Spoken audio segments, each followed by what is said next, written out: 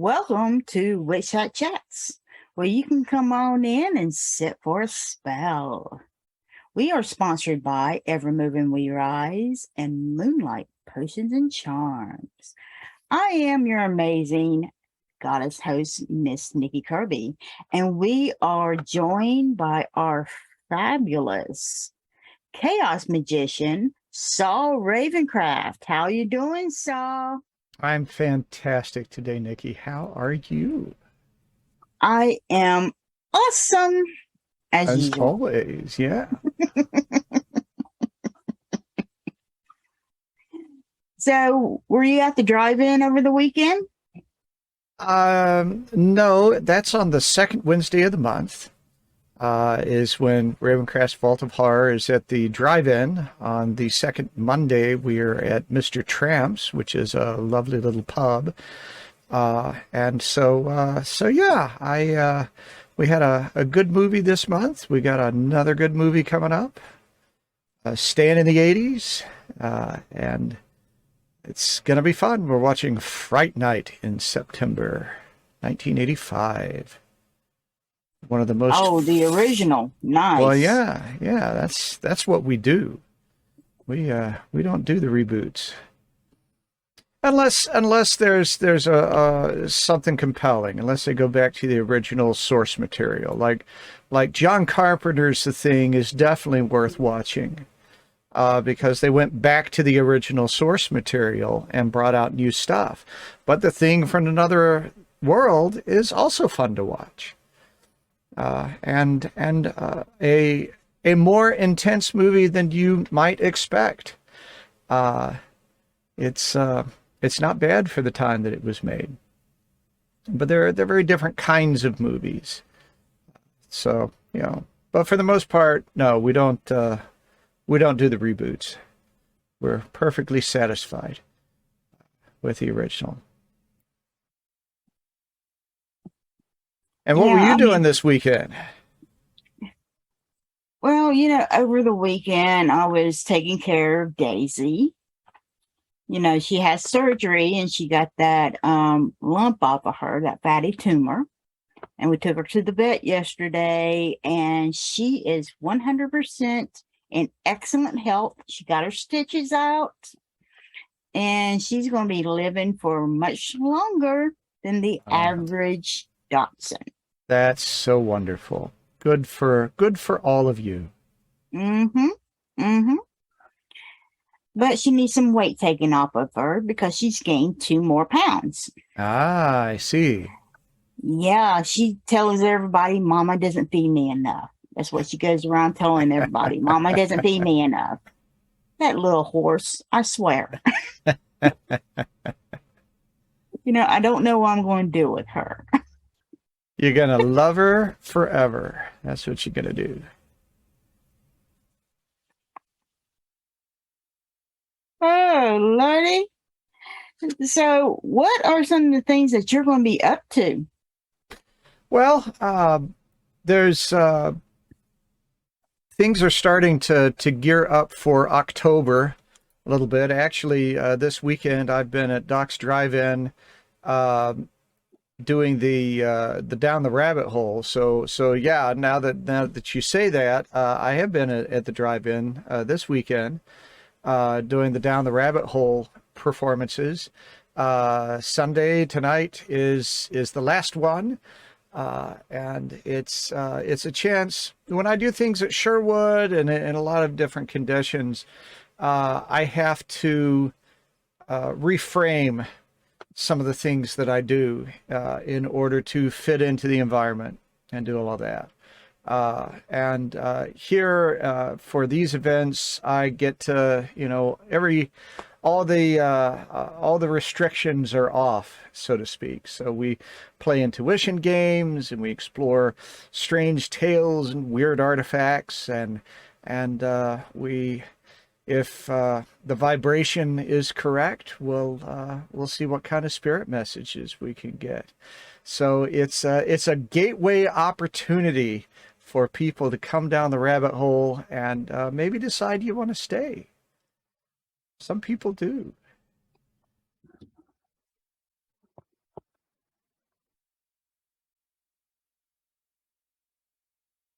Ooh, stay. Ooh. And then never get out ever again. Ooh. Well, you know, sometimes you dip your toe into the weird stuff, and that's all you can handle. And some people go all the way in. You know, it reminds me of that American Horror Story of this last one. The second season of American Horror Stories is a lot better than the first season, because in this last one it was talking about Bloody Mary, and Bloody Mary is actually black. She's an African American in this one, and it was really, really good. And I can't. And the thing about it is, I'm going to blow it, so I'm going to go ahead and tell you the spoiler, okay? And I knew this was going to happen. You know, it's one of those things where you can predict the ending of it, okay? Mm-hmm. Anyway, the young girl is about these four teenagers in high school, and Bloody Mary gives each one of them a task to do. And is each one of them supposed to harm somebody else in order to get whatever they want? And of course, these kids don't want to harm these people. And so two of them dies, and then the other two, who are sisters, they go after one another, right? And so one kills the other, and the girl who really didn't want to kill her sister starts telling Bloody Mary that, I'm innocent, I don't want to do this. And you know, Bloody Mary starts telling her story and blah, blah, blah. And the girl feels sorry for her and says, well, I want to free you. And of course, Bloody Mary's tricking her, and the girl ends up freeing her, but the girl has to take her place. You know, Sure. of course. And I'm like, you stupid, damn, dumbass bitch. Of course, that's what she's going to be doing, right? Right. And now the girl has to take her place, right? So Mm-hmm. it just reminded me of that for some reason. So if you dip your toe in the weird and you go into it, you may never be able to come from it. You know, it's like if you learn something, you can't unlearn it. Don't care Yeah, what you do, you can't unlearn it. this is true. So be careful what you wish for. Absolutely. All right. Anything else you got going on, Mr. Weird? Well, you know, it's the routine stuff that I have, routine, regular. I don't know how to say that without making it sound like it's inconsequential, because it's not. But I'm at Curia Arcanum's House of Curiosities Thursdays and most Sundays, doing readings and just whatever. And those are donation days to thank you for coming into the shop. So come in, and it's a great opportunity to indulge your curiosity. And of course, with everything that I do, October is starting to fill up with reading events and performance events, public, private, house parties, and fairs and all kinds of other things. So if you would like to see me in October, have me in October, now is the time to get that done, because soon it's, you know, you're gonna have to do it at, like, you know, Wednesday at 7 a.m. or something like that, and that's not what we want to do. So that's yeah, trying to get all that organized and get in touch. It's interesting with what we do, that you have these times where everything is just overflowing with things, followed by trying to get the next things going, and that's the freelance lifestyle, I suppose. What else going on with you, Nikki? You've always got a ton of stuff going on. Well, with Moonlight Potions and Charms, of course, we're always raving about, you know, 5-star reviews for excellent products. our amazing service, our fast shipping, because we always ship usually within 24 hours, most of the time that very day. And we're also an Etsy star seller, so we're loving it. You know, I do want to talk about our new skeletons that we have. So if you could show them our skeleton saw. They're the see no evil, hear no evil, and speak no evil. They are so cute. They're very, very detailed. I mean, almost, they're absolutely detailed. So darn cute. It is just priceless how cute these little things are. And I just absolutely love them. They just fly off of our shelves. They're just adorable, you know. That's one of our new products we just got in. We also have our new Hanson hand statues that come in both white and black. And yesterday came in our new gnomes that we're working on. And these things are giant. And so much other stuff that's going to be coming in. Plus, we got our Phoenix Crossroads Academy that our classes are starting out, along with our Evermoving We Rise first degree fire coming. That's going to start our classes pretty soon. And I'm looking forward to those. Not to mention our readings, which are our ancestor readings, as well as our bone readings and our coaching. So don't forget to come on to our website and be able to see what we're going to be able to do. Also, we are participating for our Pause event at the Lake Lure, North Carolina, at the Morse Park on October 22nd. So we'll be there and we will be vending. So this is a day where you can come out with your little fuzzy ones and be able just to come across with all kinds of different vendors. And it's just, it's free. There's no entry fee. Be able to come and just have a glorious day at Lake Lure, North Carolina. It's a place where Dirty Dancing was filmed. So come on down at Lake Lure. It's from 10 to 2. And be able to bring your little fuzzy one down for some shopping and some excellent networking and meetups. So that's on October 22nd. And then on September 25th with Evermoving We Rise, we're going to have our Mabon and New Moon ritual. So I'm looking forward to that as well. And then tonight, we're having just our New Moon ritual. So if you want to be able to come to those, go to our Facebook page for Evermoving We Rise. We are also, guess what? Witch Chat Chats is also on Spotify. Yes, we're on Spotify. So that's something that is new. So you can download us and take us on the go. Listen to us as you're going to work, as you're going traveling anywhere now. So you can be able to do that. Isn't that great? Right, Saul? You betcha. We're trying to make it easy for everybody.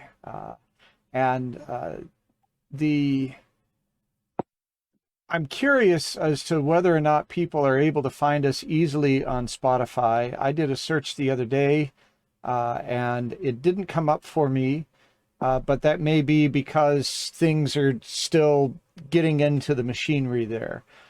So we'll have a link to the Spotify in the show notes so you can find it easily. But I'm also curious on feedback from people as to whether they are able to find it and access it without any problems.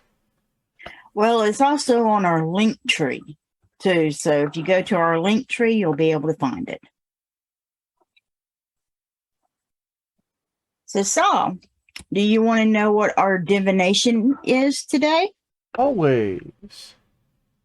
All right, so I drink a positive energy tea by Yogi, and the intention for the tea today is, it says, trust creates peace. Ooh. So what do you think that means, Saul? Well, I certainly see that lack of trust creates the opposite of peace. It creates suspicion and fear and worry and reaction, often disproportionate reaction. So it makes sense that if you can create an environment of trust, that it's going to be a more peaceful environment, because people aren't going to be going off without understanding. They'll seek understanding.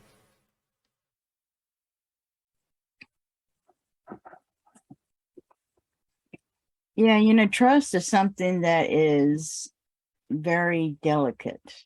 It's something that is or can be hard to obtain as well.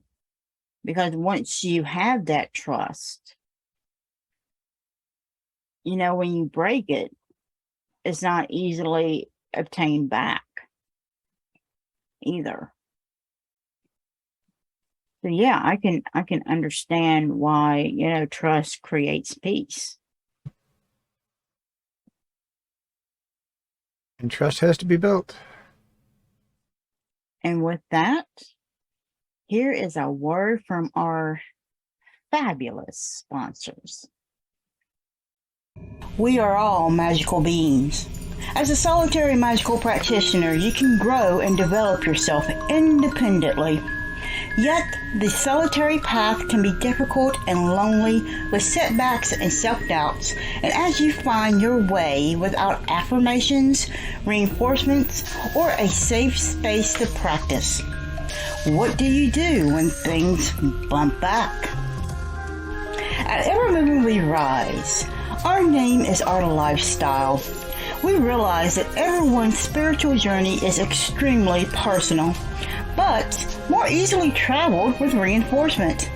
We teach you to understand and use the magical tools at your fingertips, while being upheld and developing personal responsibility for your own spirituality.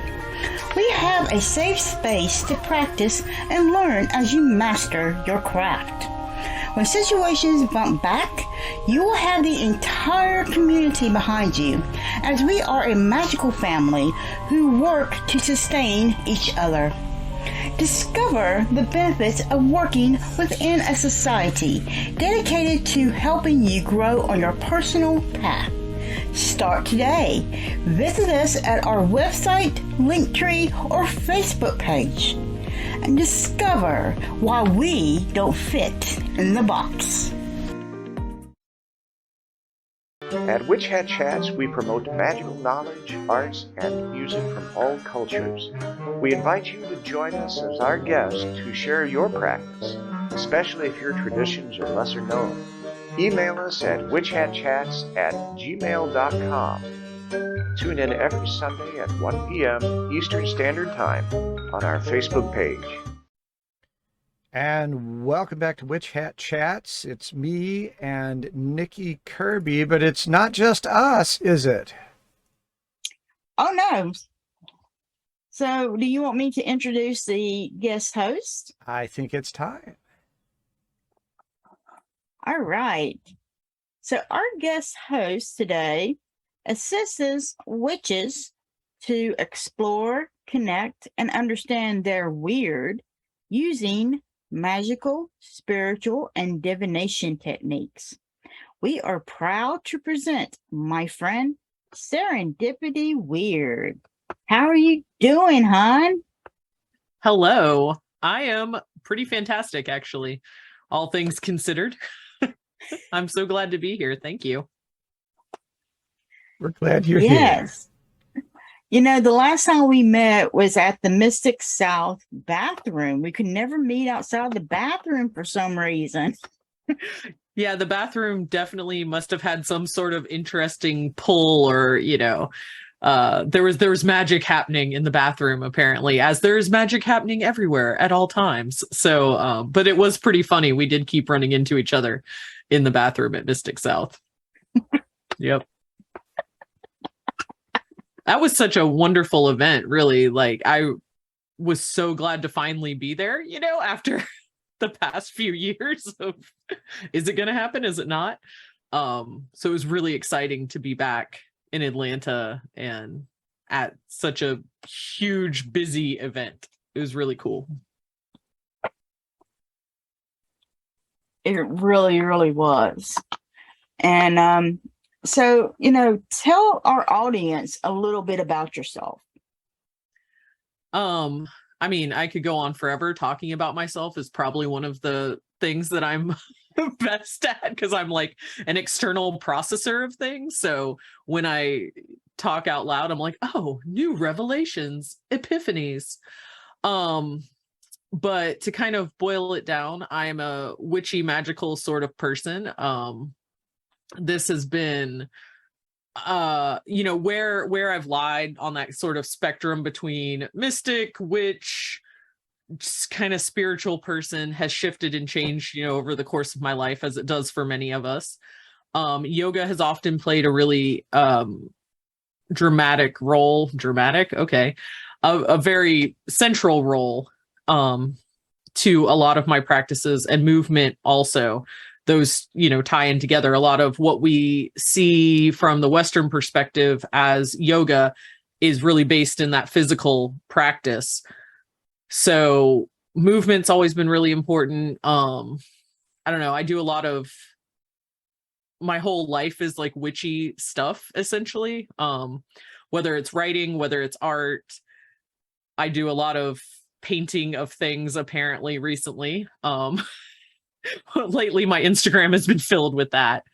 And divination, yes, runes, tarot, oracle cards, all of that. I really think it's really fascinating to look at signs and symbols. And I love that your divination today was based on what the tea bag said, because it's such a cool, we often sometimes, we get caught up on these things about like tarot or oracle cards or runes, or like throwing bones, like these very specific sort of systems or ways to divine, and we forget that there are messages around us all day, every day, right? Like, just look at your tea bag, look at your, and even something that's not meant to deliver a message can sometimes deliver a message to us. A song comes on the radio, we catch half of a word or half of a sentence or something on, I don't know, a commercial or a whatever. There's always places that we can make meaning from things, and that fascinates me. So I really appreciate that you were looking at your divination from the teabag angle. Yes, and it would be even better if Yogi Teas would actually pay me. That would be nice. You never know. You can always just keep speaking that into existence, right? I do on every show. Yep. That's how you got to do it sometimes, right? Magic doesn't come through the first time, or even the second time, or, but we keep building that energy. And that's a lot of the sort of magic I do. A lot of the spell work I do isn't necessarily like one shot sort of spells, everything. All of my personal magic is always about building myself into a better human, because I don't feel like out the gate I was really like, this was a really well-formed model over here, like there's a lot of work to do for me. So and that kind of ties into the movement too, continuing to link that movement into what my goals are, what my intentions are, where I want my life to go, who I want to be. And so spell work and magic for me tend to be smaller actions that are repetitive over time to keep me focused, because focus is not a strong suit for me either. So just got to keep doing the things. Did that kind of cover at all some background on me? It covered like everything on everybody. Okay, good. So you said yoga. I tried yoga 20 years ago. Okay. Back when, way back when I was, a baby witch. And I had a DVD, and it was beginning yoga.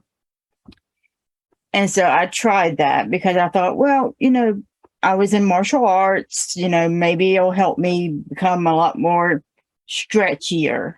Okay. Right. And it said that if you start to feel pain, to stop. Correct. So of course I did the whole 30 minutes, I think is what it was. Didn't feel any pain, very simple stretches. I got up the next day. Well, technically I didn't get up. I just woke up the next day. And I couldn't move. I literally could not move. I had to call in that entire week to work because I could not move. And so I decided that I was never going to touch the shit again. Okay. I mean, I think that's a pretty natural reaction to something like that in experience. And everybody's told me because, I've had, issues and stuff. Do yoga. It will do wonderful. I said, yes, it will make it even worse than anything. But, so thank you. Yeah, I get frustrated that people just say, do yoga. Like, I get frustrated with anything where people are just like, do the thing, because whatever that thing is, whether it's yoga, whether it's, do a spell, or, a word I've heard that you say a lot on the show that we'll not say out loud right now. But kind of becomes this like catch-all sort of like, well, just do this thing and that's going to solve all your problems. But if you don't really know what that thing is, then and you don't really have a teacher, you don't really have somebody to help guide you through it, that can, like, it's not necessarily going to be the answer. Sometimes we approach things and we can kind of figure them out on our own. Goddess knows that that's been my way of bumbling through life at this point. But it is much easier when you have a teacher and you have somebody to discuss your experiences with, whether it's yoga or anything, really. It's funny that you mentioned doing yoga from a DVD, because that's actually how I met the practice of yoga, was actually from a VHS tape from a Blockbuster circa, it feels like 1,000,000 years ago, because I was 12. And I loved it. Like, I've always really enjoyed flexy type things. I was always really drawn to like gymnastics and acrobatics and things like that. So it's like, ooh, stretchy things. But what really got me interested was the link to the breath and to breathing, and how I saw that being able to work with my breath shifted my ability to like interface with humanity, like to not get frustrated, to not, I'm very prone to anxiety, I'm prone to depression, and learning to utilize my breath was like, that was its own form of magic, right? Like, suddenly I realized how to like circumvent my anxiety responses and stuff. If I could notice that a thing was happening and then take control of my breath and shift it, maybe elongate it, maybe breathe a little deeper, maybe not breathe for just a moment, hold my breath and then exhale, planned pauses, not just like, I'm not going to breathe at all ever, but box breathing, it can be referred to sometimes, where you inhale for a certain count and then you hold it for that same count, and then you exhale for that count, and then you hold it again.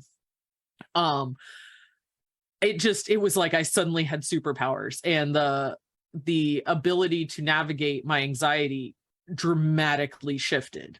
And I wasn't great at it all the time, right? Like, there were plenty of times where I would just start and get all panicky and forget that I have this tool. But when I remembered it, and now I remember it a lot more often than I did, 25 whatever years ago.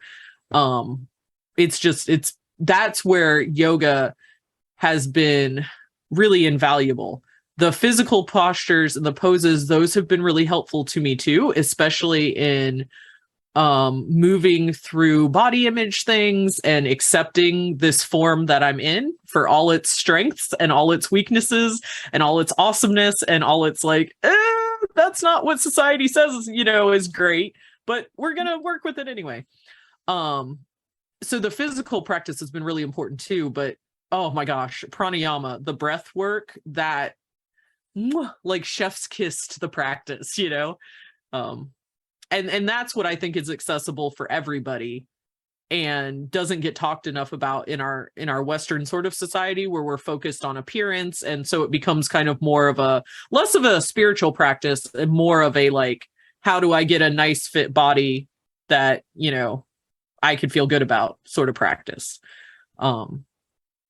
So, and unfortunately it loses some of its value, I think, when we come at it fully from a physical angle, but for some people that's where they're at. And so, you got to meet people where they're at.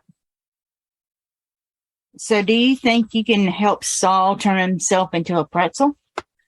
I mean, I wouldn't probably start there, but maybe. I don't know what Saul's background is in terms of movement. I don't know if he has any injuries, all that kind of fun stuff, but I could definitely give some cues that would be helpful to probably movement in general. So I feel like I can probably offer some yoga to every human that's out there in some form or fashion. I'm super creative, so I can always find a way to work with whatever challenges in the body exist. That's that's the thing that I really study in terms of yoga, is how to make it more accessible to people and how to make it more available to more bodies. As you can tell, you don't see all of me on this screen, but I'm not a tiny person. And we sort of have this vision that yogis and people who practice yoga are, really tiny, really fit people. And you don't have to be. You can do yoga in a bigger body. I promise. I do it. So it is possible. Or in a body with some injuries or whatever. There are always ways to modify movement and make it accessible. So that's what I like to look into. And I like to always, how can I do something so it keeps someone safe in their body, but they get to experience being in their body. So, because that, we in magical practice, right? We do a lot of meditation things, and we do a lot of astral work, and we do a lot of sort of heady mind stuff. And sometimes we lose that disconnect to being in our body and the magic that resides in our actual physical form. And so that also really just kind of fascinates me. Yep.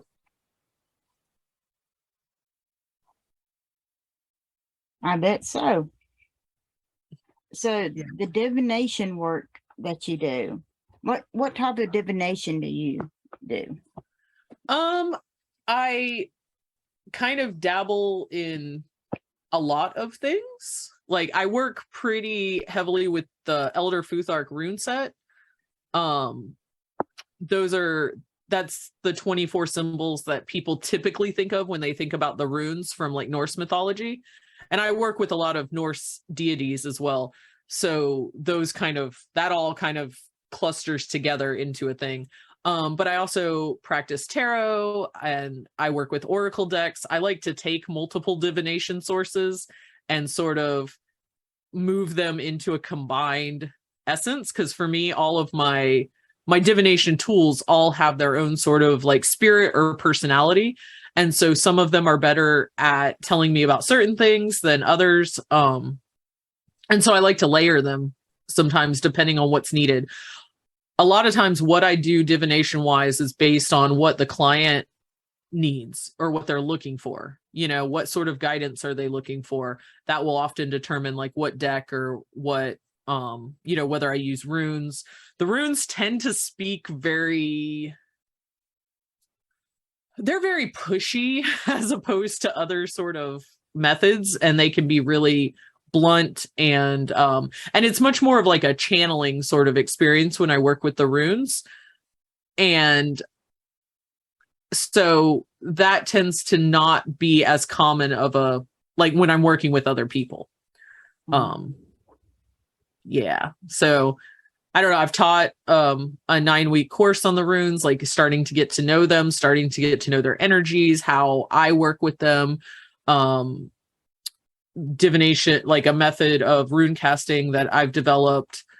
And then I've also taught like intuitive tarot, because I'm a really big believer in, while it's important to know traditional things and traditional practices, I mean, people have spent already countless hours developing these meanings and understandings, and all of that is available to us. So like, please draw from that. Please learn these things.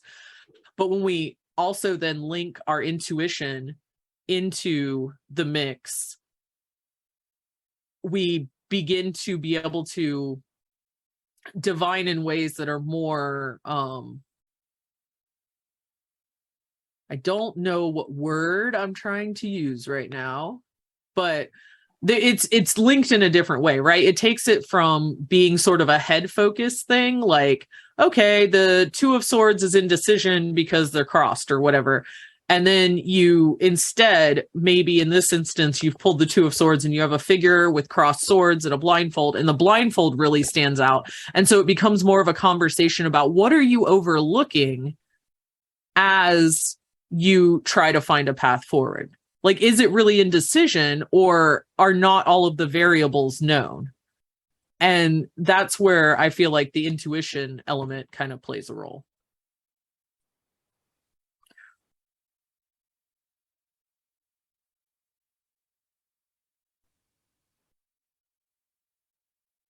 So for someone who doesn't trust their intuition, how would you advise them to trust their intuition? That is a really great question. Intuition can be hard, like especially if you're a person who also tends toward anxiety, right? Because anxiety gives us body cues and intuition gives us body cues. So it can be, it takes learning, you know. We often talk about intuition being like a gut reaction. So if you feel like a tightening in your stomach or something like that, and you're like, oh, is this my intuition, or am I just anxious or nervous about a situation? You really just learn that differentiation over time. And it's like any other skill set, it's practice. The more you practice with your intuition, the more you're going to understand your personal cues and your personal like sensations or words or experiences that are giving you information. Because we all have multiple ways that are possible to interact with the world beyond our 5 senses, right? We have a whole host of the different clairs that layer onto our senses. So we can have things that come kind of as visual pictures and have clairvoyance. We can have clairaudience where we're there, you know, maybe we hear something, and that may not be with the physical, it might not be a physical sensation of hearing, right? But like a word or something kind of trickles, like that sort of overlaps with the claircognizance, the just knowing. Clairsentience, where it's more about sensations and it's more about feelings. Clairgustance, taste. And Claire, we're gonna say sniffing, you know, like nose stuff, because that's a longer word that I do not remember all the syllables for. But we have, so once you get to know kind of how do you perceive this extra information, right? Like what sort of clairs do you work with?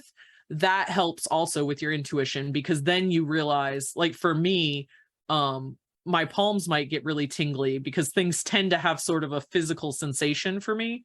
Or they just pop into my head. So as I've, you know, spent years going, oh yeah, that's a thing. Oh, okay, cool. My hands are tingling. What's up with that? And then taking a moment to kind of assess my, you know, environment, assess what I'm working with. And then I start to learn, okay, well, maybe, maybe hand tingles kind of mean I'm feeling connected to another entity at this moment, or, there's a specific message coming in for me that I need to pay attention to.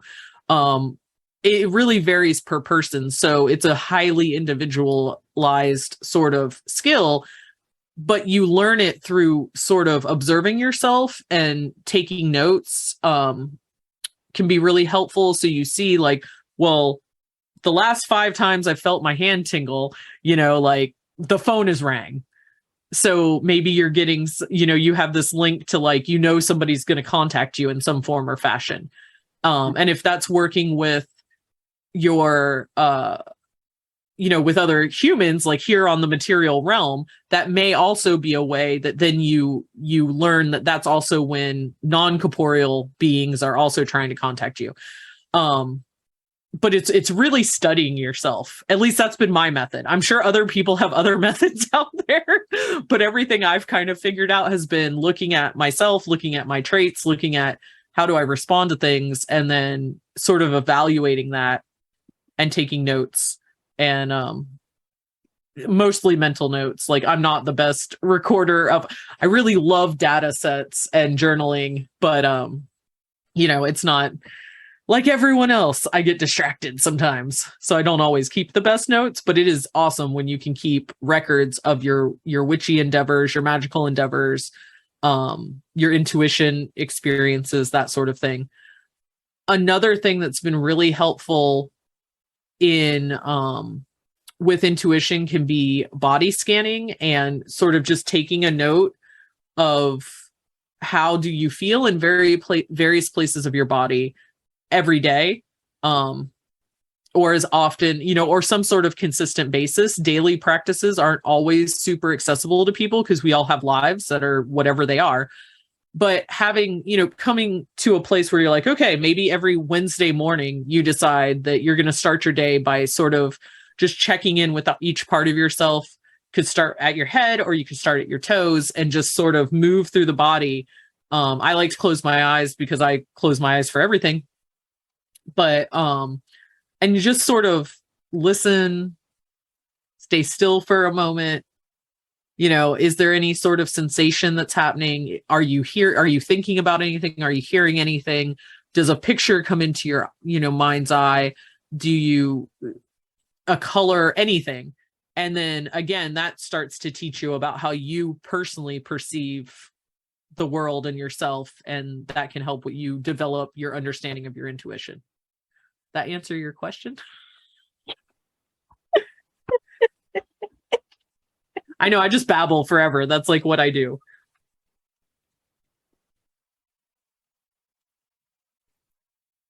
And the thing about it is, when we babble, we're actually answering the question, even though we don't think we're answering the question. Yeah. Do you have any tips for intuition development? Me, I say listen to yourself. That's much more concise than what I said, but same idea. Yeah, and actually start trusting yourself. This self-doubt thing is bullshit. Stop it. Just start trusting yourself. And quit listening to all those doubters out there. Start trusting yourself. Tell them to go to hell. Which kind of, you talk about the trust, and coming back to that idea that the divination today was trust creates peace, right? Is that how it was worded? Mm-hmm. And that's true for the self too, right? Like, I think we hear a message like that, and often we think about it in a wider sort of context, like, oh, well, if I trust my family members, like my household will be peaceful or something like that, or a community. But really, that, like all things, starts with the self. So I love what you just said. When we trust ourselves, and like self-doubt can sort of fade away, we're also more peaceful within ourselves. We're able to sort of meet the world from a more centered space, which is pretty cool.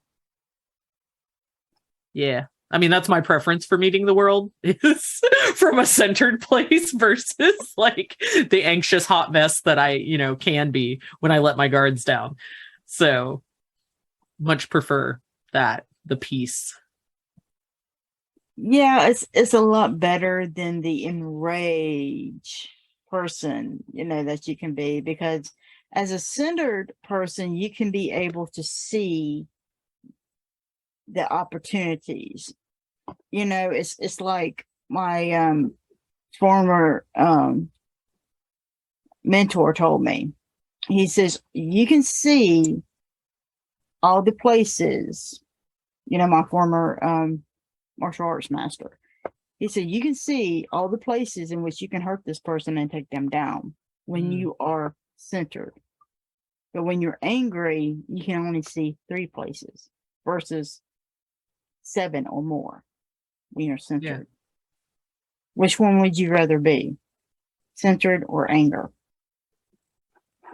That's a good point. And taking that, to the idea of like magic and spellcraft and things of that nature, and just wanting to make changes in our lives, because that's a lot of times, I think why we come to magic when we haven't necessarily woven it through like every aspect of our lives. But a lot of people come to magic on the basis of like, I want to make this sort of change. And when you come to that from a centered place, yeah, you can see different opportunities that you may not have been aware of before. Well, we're going to pause this conversation and take a moment to enjoy important information from our sponsors, and then we'll be right back with more fun information and exploration with Serendipity Wyrd here on Witch Hat Chats. I'm Saul Ravencraft, co-host of Witch Hat Chats. I understand just how confusing and chaotic it can be to open to a path of magic and manifestation. Everything seems to turn on its head. I want to be an ally as you find the way upon your path. My studio setup will let us do readings, coaching, and exploration virtually, just as though you were sitting across the table from me. One size does not fit all, and we will work together to craft the right approaches to build your practice, your confidence, and your power using the tools of divination, magical works, and spirit connections. It's never too late to embrace a new path and emerge empowered. Go to TexasMojoMan.com and select Contact to begin. There's a message now. Let's get started working on your very good fortune. We are all magical beings. As a solitary magical practitioner, you can grow and develop yourself independently. Yet, the solitary path can be difficult and lonely with setbacks and self-doubts, and as you find your way without affirmations, reinforcements, or a safe space to practice, what do you do when things bump back? At Evermoving We Rise, our name is our lifestyle. We realize that everyone's spiritual journey is extremely personal, but more easily traveled with reinforcement. We teach you to understand and use the magical tools at your fingertips, while being upheld and developing personal responsibility for your own spirituality. We have a safe space to practice and learn as you master your craft. When situations bump back, you will have the entire community behind you, as we are a magical family who work to sustain each other. Discover the benefits of working within a society dedicated to helping you grow on your personal path. Start today. Visit us at our website, Linktree, or Facebook page, and discover why we don't fit in the box. Have you heard? People are raving about Moonlight potions and charms with 5-star reviews. 5 stars for excellent products, amazing services, and fast shipping. We are an Etsy star seller. Listen to some of our reviews. Author and owner of Wicked Witch Studios, Dorothy Morrison said, "I'm in love. The Marie Laveau Altar on the Go is absolutely amazing and jam-packed with everything one could possibly need, no matter what sort of magic they're planning. Kudos on a great product." Jess said, "Absolutely love the Papa Legba prayer candle. I've been hunting for a good Papa Legba candle forever with zero success, and I adore this one." High Priestess said, "Adorable wooden coffins. Can't wait to use them." And Angelica said about our ancestor oil, "Exceeded my expectations. Packaged with love and smells amazing. Definitely recommending and buying again." Make sure to check out our bubbling cauldron bath bombs, available in Luck of the Irish, Lavender, and Dragon's Blood. Our magical milk baths are also available in Papa Legba Purification, White Flowers, Lucky Love, and Van Van. All are homemade and spelled with love, care, and intention. Our Happily Ever After candle line is designed with you in mind. There is so much more in our Wicked store to help you to embrace the power of your own magic. So come on in to Moonlight Potions and Charms at www.moonlightpotionscharms.com and discover the wicked things that ignite the magical passion in you. And welcome back to Witch Hat Chats. And Saul and I are talking to the Miss Fabulous Serendipity Wyrd. She's fantastic. I have a fan around somewhere. I wish I had it like in my hand, like for dramatic, fantastic moment puns, but alas, it's on the altar, I think. Well, you can always get another one at the Dollar Tree. That is true. That is true. For $1.25 now. Okay. Yes. It should be called the $1.25 tree. That would align it better with what it does now, for sure. Yes. So, yeah, where were we? What are we talking about?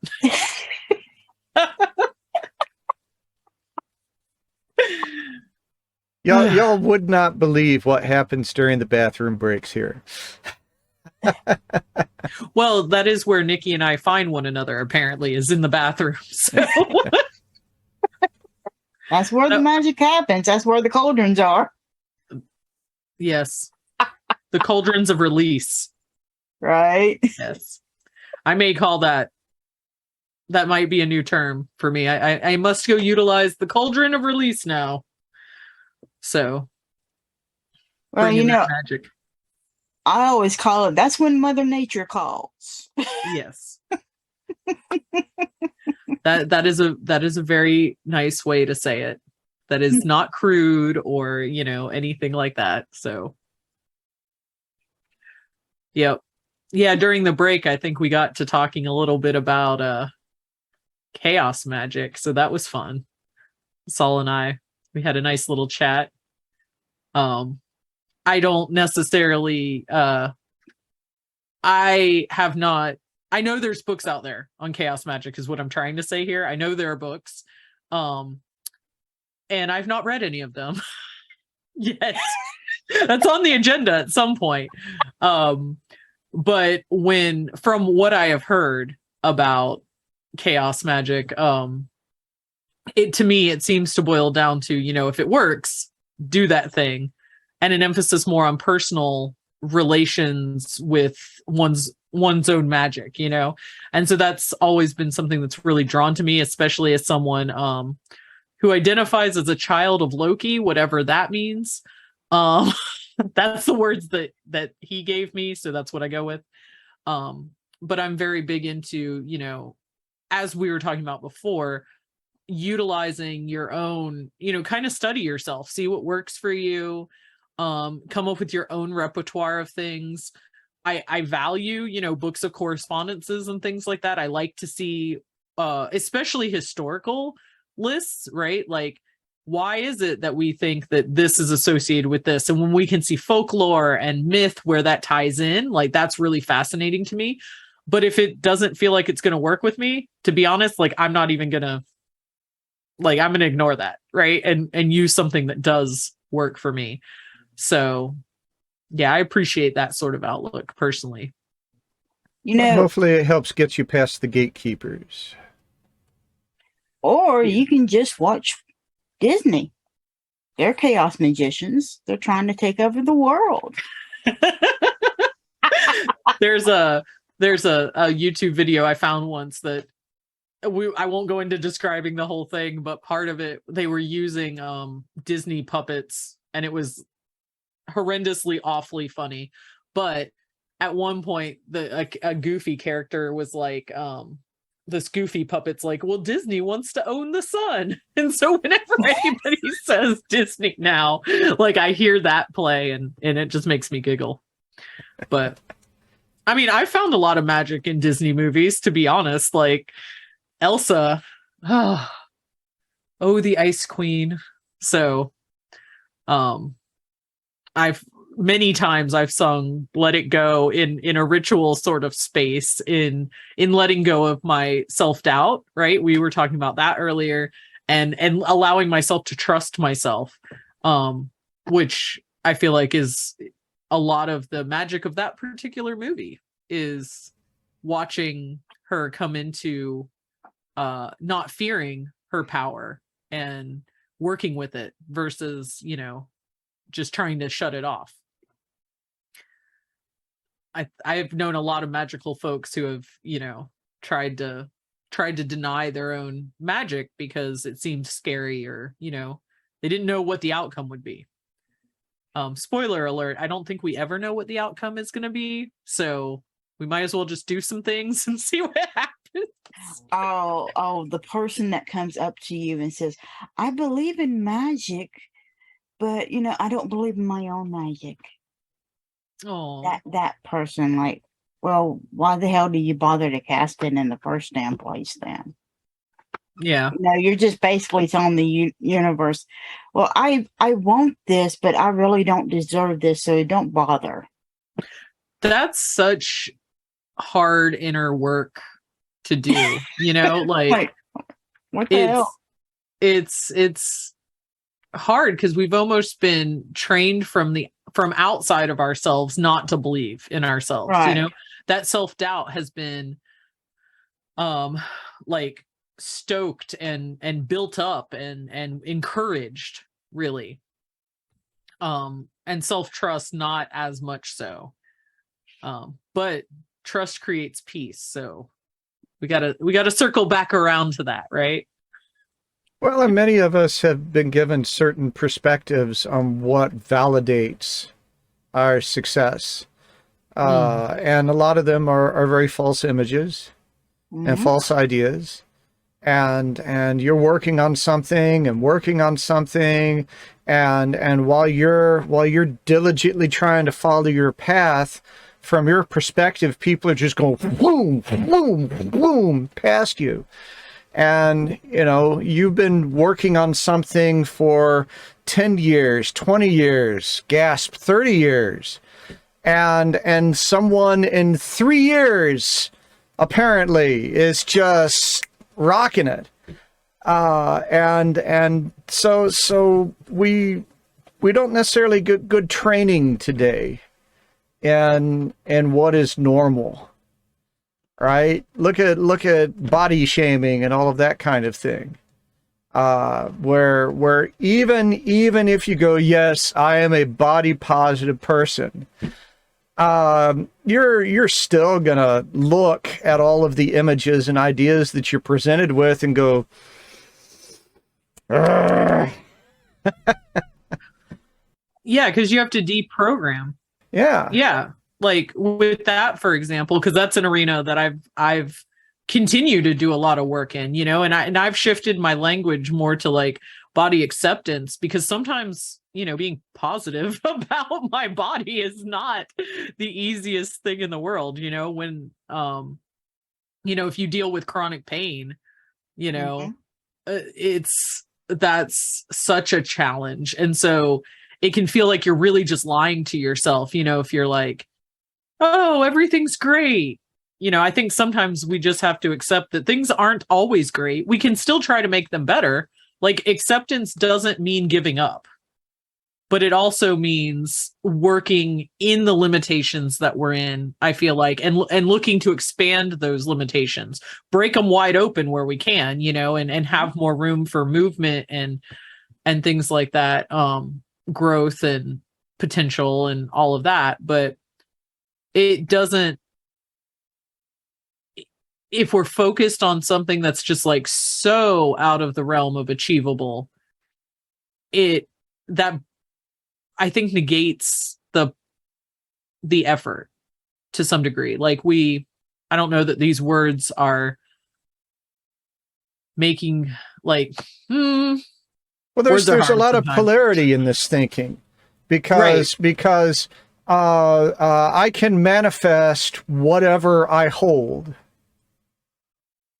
but I also have to accept my lot in life, and that there may be a leveling here instead of here, but there's no reason why there can't be a leveling there. There's a lot of duality that goes on there, of that imagination and that projection of what it is that you want in your world, while you also are at peace with what you have in your world. Right. And those sound like they're opposite. They're not really, but they don't fit into our cultural dialogue right now. Correct. I feel that we've been really focused on an either or outlook, and that's also where a heavy focus on duality or polarity really comes in, because we're like, well, you're either this side of whatever or you're this side of whatever, forgetting that, or not realizing that often there's some sort of a spectrum that runs from pole to pole, and there's all these and possibilities that can exist. We don't have to live in an either or outlook. We can be in a both and, but that often means accepting some level of paradox, and then and that causes cognitive dissonance and stuff, and we're like, oh, and it takes relearning and how we even think about the world, like, or how we think in general. Yeah I blame it's just Disney. like, well, it's just like, is the cup half empty or is it half full? I'm saying just refill the damn cup. Just refill the damn cup. Why can you not just refill the cup? What the hell? What's wrong with you? Oh, maybe you don't know how to refill the cup. Maybe you don't know what was in the, like. It doesn't matter. Just pour something in the fucking cup. Pour something in the cup. Or drink the whole goddamn cup. Then it'll be empty. Then you can refill it with whatever the hell you want to refill it with. What the hell? I don't know. Gummy bears. There you go. It doesn't have to be a liquid. Or gummy worms. Those trolley worms are very, very good. Nikki, I think it's fair to say that you're at a fairly advanced level at being comfortable with that. And that there are many, many people that are still trying to achieve that. And I don't know how to just stop it. That it's a journey, and things have to be done and they have to be undone. And that I think is one of the challenges for people that are struggling, is they do have this picture that, well, all of those people, they just stopped it or fixed it or achieved it. And I've been trying and trying and trying, and I can't do it like they say. And so I'm broken. No, so here's the thing. When you say you're broken, it means that you can be fixed. That's what it implies. Nobody is broken. Get that out of your mindset. Stop it, because what you're doing is you are self-sabotaging yourself. But hey, no, Nikki, pause for just a moment. Let me tell you something. Let me tell you everybody something. I am in constant physical pain all the time. All the time. Every single day.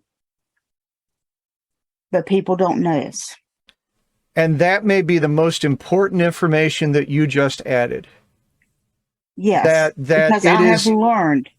There's illusion involved. But the thing about it is, okay, I stopped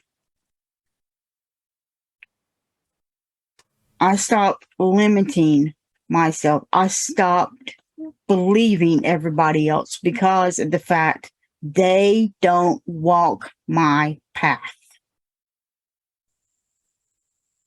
Now, that's not easy because I have negative people coming at me every single day. Every single day. All the time. I live with people who are so negative to me. Hateful to me. But I ignore them. And I just look at them and I grin. All right, that's your opinion. And I move on. Because it doesn't matter what they think to me.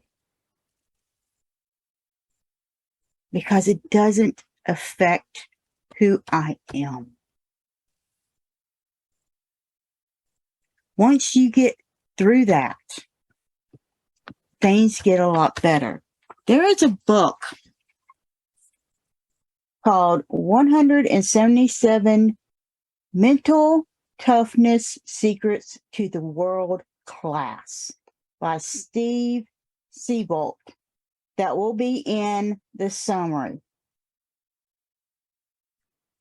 Within this book, and it's most of the books is about maybe 2 pages long, each chapter.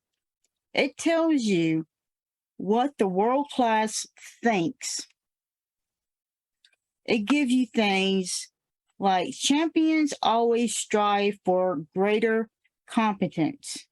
And it tells you what that means. It tells you what your actions for that step is. It gives you common sense. Champions are mentally engaged in the creative process. It gives you all kinds of resources you can be able to go to and do. That's one of the many books that I started to read. Because I got to where I just didn't care anymore about what other people thought. Because what other people thought was not helping me. That, I think, is something that we don't recognize as often as we could. That what I don't use a lot of good, bad, positive, negative sort of language. I look at a spectrum of like useful to not useful, you know, and it's not useful to other people's input. I mean, that's honestly why there's a tenet of like to keep silent, right? When we think about our witchcraft, when we think about our spellcraft, you know, magic, whatever, because if no one knows that you're doing a thing, you can't get any input on it, and it can't shift, you know, how you might be thinking about it. So when you realize that, you know, other people's, especially their negative input on what you're doing, it's just not helpful to you. That's huge. That can be definitely a game changer for how you live your life. For sure. Well, we grow up We're influenced by our family. We're influenced by our friends. We're influenced by our culture. We're influenced by society. We unknowingly allow ourselves to be placed in a cage and pushed in, and they have the key. We can free ourselves. That's what we can do. Once we free ourselves and we don't allow people to place us back in our cage, yeah, we're going to have people, they're going to come after us, because what we are doing is we are growing and moving away from that cage. And here's the thing, when people say, I don't understand you, just say, that's okay. My mom tells me every day, I don't understand you. That's okay, Mom. But all you have to do is just love me. Because here's the thing. Humans have what is called dependent love. They don't have unconditional love. They have dependent love. They love you depending upon A, B, and C. Animals have unconditional love. It doesn't matter what you do to them. They will love you no matter what. That is something you need to learn. How to love unconditionally. And the work you use to do this, to overcome this, to your unique solution to dealing with these things, happens every single day for the rest of your life. Right. You are never done. You are never done working on it. No. You're never over it. No. But you build your defense, you build your way of dealing with it. It's like weeds in the garden. They're just going to keep coming back and coming back. And every single day, you're going to encounter some element of that, no matter where you are on the mountain. And right. I think that is something that people who struggle need to be shown a lot more than follow my program and you can make $1,000 a day on YouTube too. Well, I mean, money is a good thing. It is, because we all need money to pay rent, food, and the basics, and for some good times, and to reward ourselves. Yes, we need that. But we also need money for the soul and the spirit. But we also need to spend time with ourselves. Society has told us that we need to spend time with everybody. No, we don't need to always spend time with everybody. We need to spend some time for ourselves for healing, which, for example, we need some shadow work. You had to work it in there somewhere, right? Well, I mean, that's the way of getting it in. This is how I've done this. Yeah. I had to go and be homeless to get into this, because what I was doing was trying to please everybody. I moved out to California where nobody knew me but a few people. And I was trying to please them.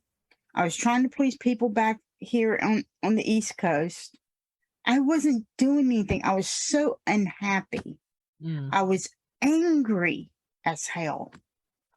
I couldn't get a decent job.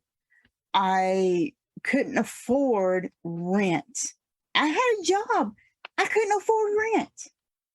I couldn't afford food. I couldn't afford anything. The family that I had threw me out on the street. It was horrible. But with that... So here we go, our last commercial break of the day, followed by the Witch's Cabinet. Stay tuned. This is stuff you need to know. And when we come back, what's going to happen in the Witch's Cabinet? Who knows? But it'll be awesome. Have you heard? People are raving about Moonlight potions and charms with 5-star reviews. 5 stars for excellent products, amazing services, and fast shipping. We are an Etsy star seller. Listen to some of our reviews. Author and owner of Wicked Witch Studios, Dorothy Morrison said, I'm in love. The Marie Laveau altar on the go is absolutely amazing and jam-packed with everything one could possibly need, no matter what sort of magic they're planning. Kudos on a great product. Jess said, absolutely love the Papa Legba prayer candle. I've been hunting for a good Papa Legba candle forever with zero success, and I adore this one. High Priestess said, adorable wooden coffins. Can't wait to use them. And Angelica said about our ancestor oil, exceeded my expectations. Packaged with love and smells amazing. Definitely recommending and buying again. Make sure to check out our bubbling cauldron bath bombs, available in Luck of the Irish, Lavender, and Dragon's Blood. Our magical milk baths are also available in Papa Legba Purification, White Flowers, Lucky Love, and Van Van. All are homemade and spelled with love, care, and intention. Our Happily Ever After candle line is designed with you in mind. There is so much more in our Wicked store to help you to embrace the power of your own magic. So come on in to Moonlight Potions and Charms at www.moonlightpotionscharms.com and discover the wicked things that ignite the magical passion in you. Are you at a crossroads? Not sure which direction to go? Or do you feel powerless? Or is there another question that needs answering? At Moonlight Potions and Charms, our many services assist our clients to emerge their authentic selves and embrace the power and magic that lies within them. Many of our readings provide the clarity one needs to pursue their life's destiny. Our soulful readings assist one to discover what is required to be in alignment with one's soul journey. Our tarot readings provide clarity and coaching for those who are at a crossroads in life. Our animal medicine readings show what our animal brothers and sisters can teach you about yourself and your life. Unsure where to start your shadow work? Book a shadow reading. There is so much more in our Wicked store, so visit us at www.moonlightpotionscharms.com and embrace the power of your own magic.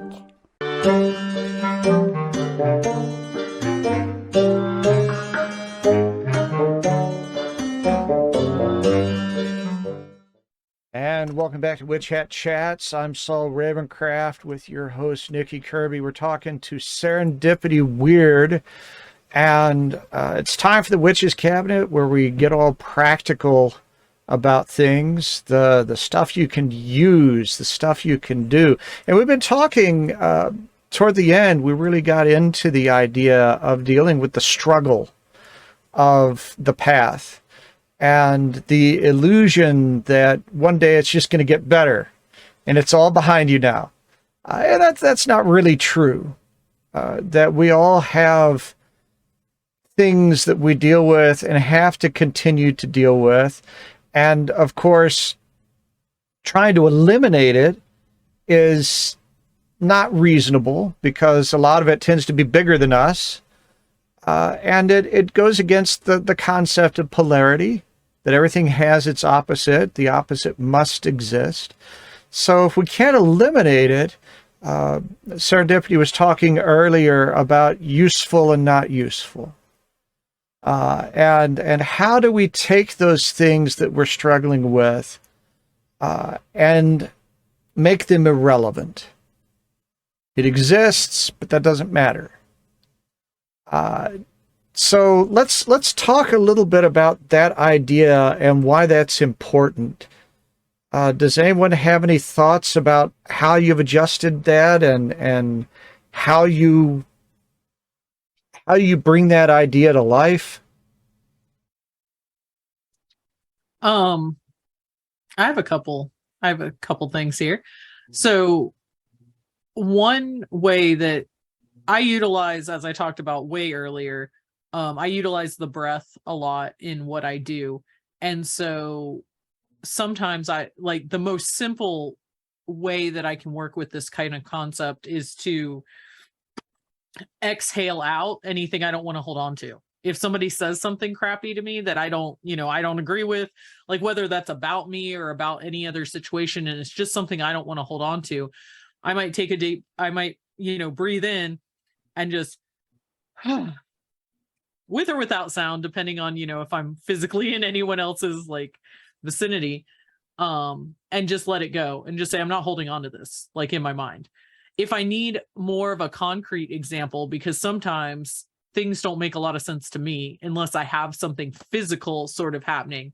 I might, or if I encounter, say if you maybe work in an office or somewhere where you're kind of in the same place stationary, and you're encountering a lot of the same sort of messaging that's not helpful to you, you might get yourself a little inexpensive trash bin, like a desktop trash bin. And when you encounter something that you don't want to hold on to, make a quick note of it, chuck it in the bin physically. And you've done a physical act that I really think physically putting things in trash bins can sometimes help link to that energetic release. You could also do that just as a visualization as well if you don't actually want to utilize a physical trash bin. But for some people, I've found that making things be existing in the tangible, physical, manifest realm that we reside in can be really helpful. So I think those would be my suggestions. When doing it physically with your little trash bin creates the action for when it does become a visualization. Right. That you've done it, but your little bin isn't there, but that's okay. It's up here too. And the physical ritual helps create the mental manifestation of it so that you can carry the virtual version with it. And I would include, because I forgot to say this, make sure that you empty that bin daily as part of building that physical habit and that mental habit. So those things, if you shift to a place where you're doing it more as a visualization and you're just like, you encounter some junk you don't want to hold on to, and you're like, I'm not paying attention to that you don't just let that kind of sit somewhere in your mind forever, taking up space, right? You want to discard, release, let go, not hold on to that forever. And so if you develop some sort of a habit around, a physical manifestation of a trash bin, and then you throw it out at the end of the day or whatever, you're furthering developing that habit within your own self to be able to let go of things that you don't want to hold on to. Right. Mm-hmm.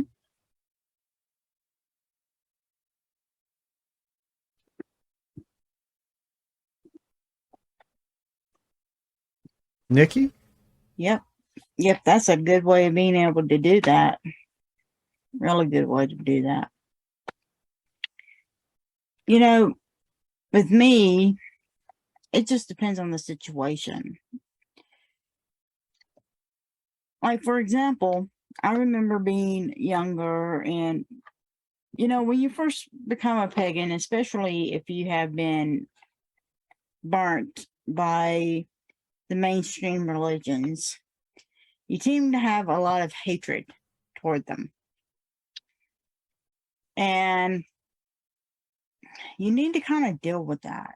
And a lot of people, what they do is they tend to go after them, especially when the mainstream religions start protesting when you're having ritual or when you're having these type of festivals or something like that. Well, hate versus hate really doesn't do any type of good. But the best thing is, when you're going to deal with something like that, is try to find some type of compromise. So, what I usually do is I have somebody to volunteer some bottles of water, because I'll take 3 bottles of water from you no problem. Go find the head of it and just say, hey, how are you doing? What's this all about? Let them get it off their chest and everything. Go, yeah, I understand. Even though you have absolutely, they're out of their minds most of the time, because most of the time they're uneducated.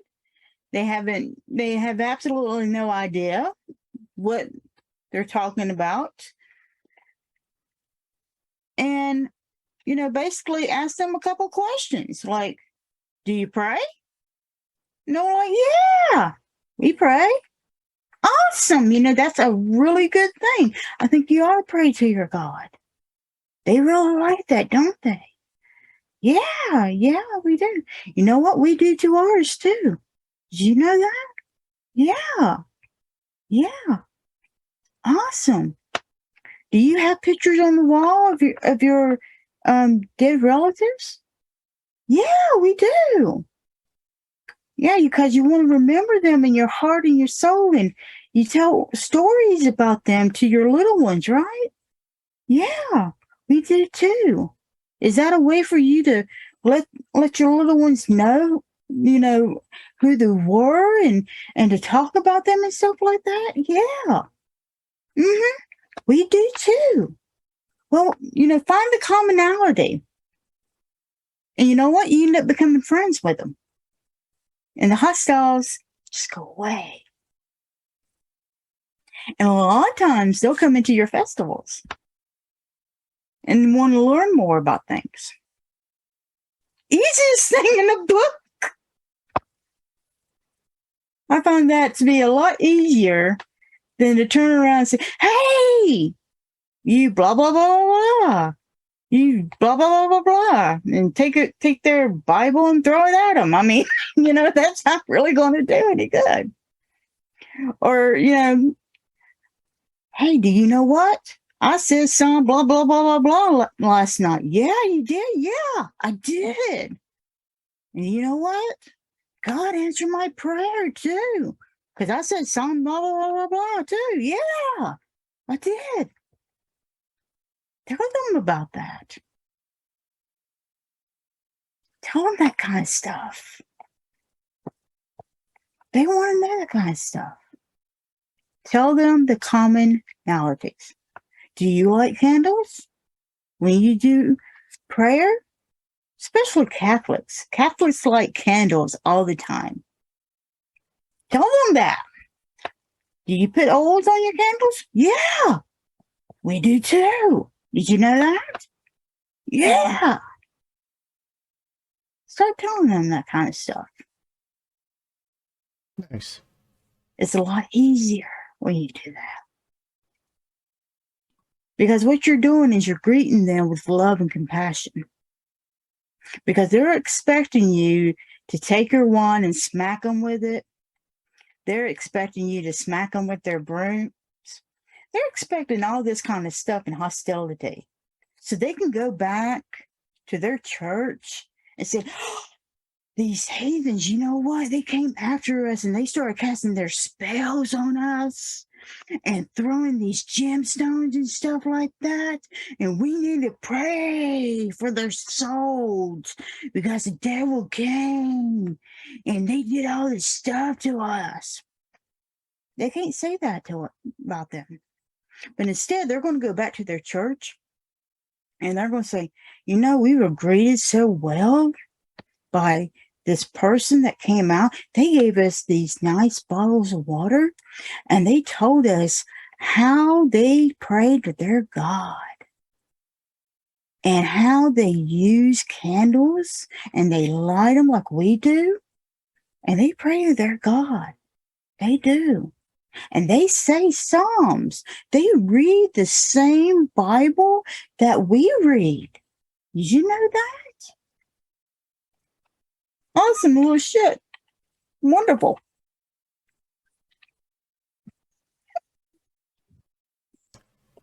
I do find that, meeting people where they're at, bringing love and compassion versus, feeding into that spiral of just hostility. does work better to diffuse things for sure. I love that. Yeah, but make sure you bring something that is, like I said, water. Water always is the best to bring. Because number one, they can't accuse you of putting something in it. Right. Sealed bottle and all. It's clear. Yeah. It's a clear bottle of water. And it's something that 9 times out of 10, one of them's going to be thirsty because they've been screaming, and they've been doing this and all that other stuff. They can't accuse you of anything because you are being absolutely sincere. And when you turn around and say, hey, what's this about? And you act like you're wondering, what's this about? You have act stupid. You have no clue what this is about. And you're like a 3-year-old at a circus. And you want to know, ooh, what's all these pretty animals doing? I want to know everything's going on. And act like you're interested. Okay? Because it's about them, not about you. When you start learning about people want to talk about them, not about you. They don't care about you. They care about them. So when you start asking questions, make sure you start asking questions. And when they ask about you, make it a question about them. Keep asking the questions and keep making it to the point where it's always going to be a question every time you're asking. If they ask a question about you, say one thing and turn it right around and ask another question about them. All the time. I even have attorneys that I have turned it around on every single time. And I have attorneys to turn around and tell me things that they wouldn't tell people. I'm very good when I want to start asking questions. And you would get people to talk to you about these things. But act like you're interested and listen, people. And trust me, some things are really, really boring and you don't really care what they're saying. But you will get details that you need to listen to because it's going to come back to you and it's going to help you with whatever the situation that you need to deal with. So there you go. There's my tip of the day. I guess I'll just add a real brief thought, and it's about if your well is poisoned, stop getting your water there. There is this idea that people say, keep your friends close, keep your enemies closer. That's a very cynical outlook of things. I guess it's great for that twist ending where you turn around and take out the bad guy and that kind of thing. But in truth, surrounding yourself with all that doesn't make it better. So there's someone who always has a poor opinion of you, and no matter what you do, you can't get them to validate you or admit that you're better than they say you are. Well, stop asking. Right? There's a group that makes you feel very uncomfortable, and every time you go there, you don't feel like you can make connections, and you don't feel like people respect you. Stop going. Right. Right? You get these newsletters from people that trouble you and email lists and YouTube videos and all these things that you go, I can't stand that stuff. Unsubscribe. Right? Yep. Stop pouring poison in your coffee. Stop rubbing poison all over yourself before you look in the mirror. That one of the things that you are going to have to do is recognize what is useless and then stop getting it. Okay. Now that's not the same as just going, stop it. Right? It's a process. I've been going through this process very recently. I've unsubscribed and left 2 groups that are not helpful to me. I have a series of email subscriptions that I've connected with over time that's like, okay, I've gotten everything that I'm going to get from that, and just unsubscribe. I've unfriended people on Facebook that are not helping me plant the wheat, right? They can go follow my page or something like that. But this is my living room. And for a while, I had restricted those people. I'm like, well, if I unfriend them, it might make something worse. And then I just went, to hell with that. I went through and like hit about a dozen people in a day and went, nope, nope, nope, nope, nope, nope, nope. And that is another aspect of taking out the trash. And you don't make a big grandstand about it, right? You don't go, I deleted some people today. Like you see on Facebook a lot. Or send the messages saying, I am deleting you now. I am taking you to the refuse bin. You know, don't make a big theatrical production of it. Right? Do you make a big theatrical production when you take out the trash? Do you put on your special trash taking out clothes and sing your trash taking out song as you carry the trash outside? As I say this, it does sound kind of glorious, and maybe I'm going to start doing it. Yeah, I'm actually over here like, you know, I could have a trash. I don't know what it's like when you take out trash, so I can't say yes or no for you. Oh, it's easy. Daughter, take out the trash. I was going to say, I probably would have a song it's your job. because I sing like all the time and make up silly little songs. So, but the point is anything like that is part of your own personal ritual, and it's done quietly for yourself. All right. And yes, that may add some fun to it that makes it easier for you to encounter it.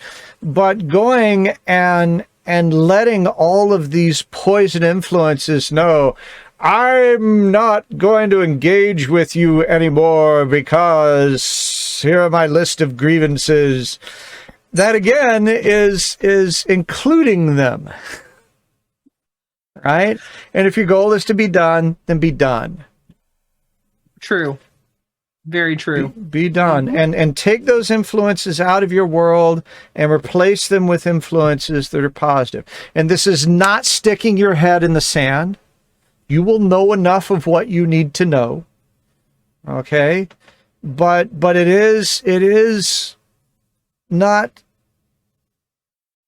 bombarding yourself with this stuff because somehow you've been convinced that you have to bathe in it.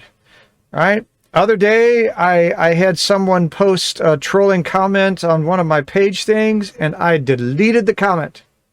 I just deleted it because it was not part of the conversation. And I didn't tell them I had deleted it. I didn't have a conversation about it. I just went, boop. Done with that. That's someone so much chasing cleaner. You, block them. You know, don't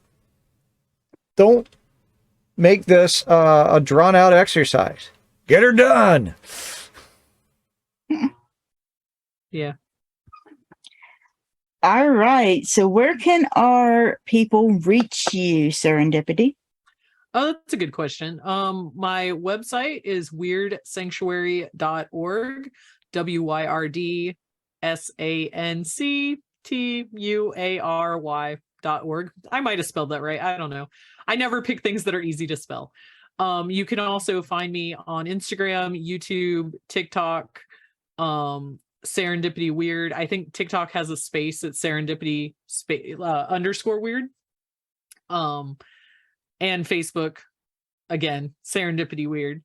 And I'm always interested in talking about magic and all that kind of fun stuff. I have a membership group called the Wyrd Circle where we meet most Sundays to do some sort of a spiritual practice.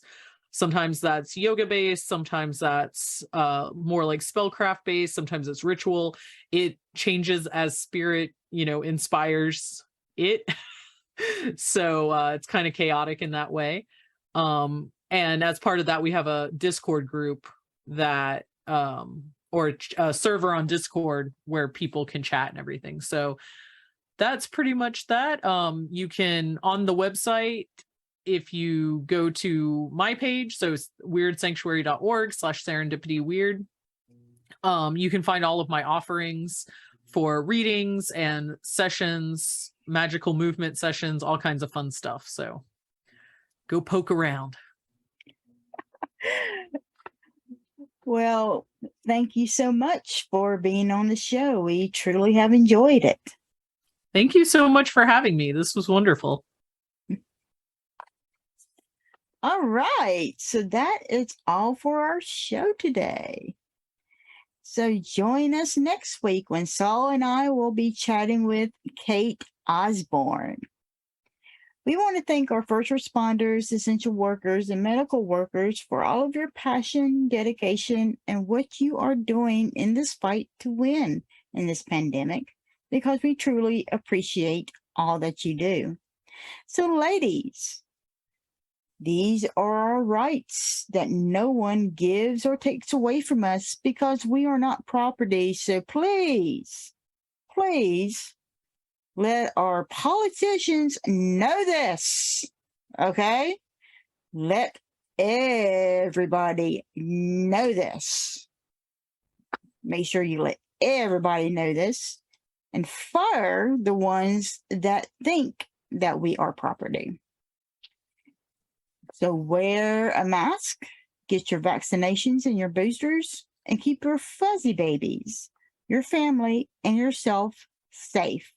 And have an absolute magical week. I know some people who like to chat. I think they're witches, how about that? And every Sunday at 12 o'clock. And if you're hurting, they're willing to talk. Nikki Kirby with that black stone. I agree, Evermoving We Rise. Life and soul with a beautiful mind. I give you blessings under moonlight. I know some people who like to chat. I think they're witches, how about that? And every Sunday at 12 o'clock. And if you're hurting, they're willing to talk.